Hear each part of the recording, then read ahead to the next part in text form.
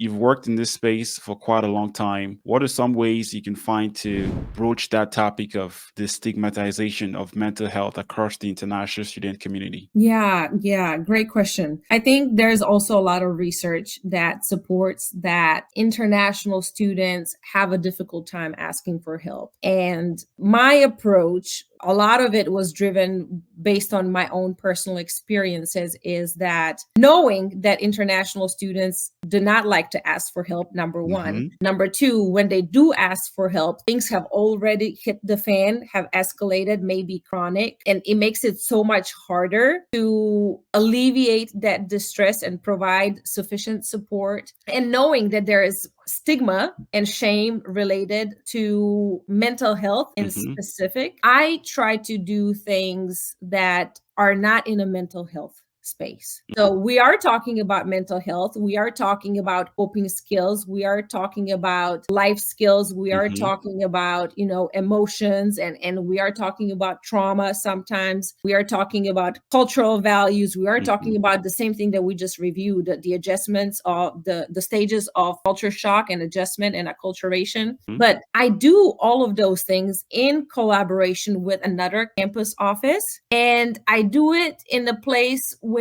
international students feel more comfortable. So, even before we jumped on this, on recording the podcast, I mentioned I go to the apartment complex where majority of international students live, and we Hmm. meet, we organize a social event in the community room, right? So in the community room, we always have some food, we always have some snacks, because if you have food, people are going to They're show gonna up.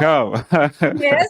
And then I also always try to make it interactive. So you're not coming to a lecture where, like, now this lady is going to talk to you about stuff, but I'm going to talk about something, and then I'm going to give you a worksheet, or we're going to facilitate a discussion. So by the time I finish, you're leaving with something that is tangential, something that you can say, you know what, I now know how to put this into practice, and this is how this would fit into my life. So that's my philosophy, that how can I meet them in a spaces where they're comfortable? How can I provide them with some psychoeducation, give them some background, some context, some examples? And how can I give them a few tools that now they're knowledgeable and comfortable to put into practice? And I think it's a great message, what you just explained. Some of the things you found are working for you. You find that, would you say it's a good message to other educators or other institutions that have international students? Is that something that they can emulate? I would say yes, because the way the research is done, it shows us that they are not keen on asking for help, which means that it is our responsibility to figure Hmm. out other ways to meet them, other ways where we can deliver them, information and knowledge and resources.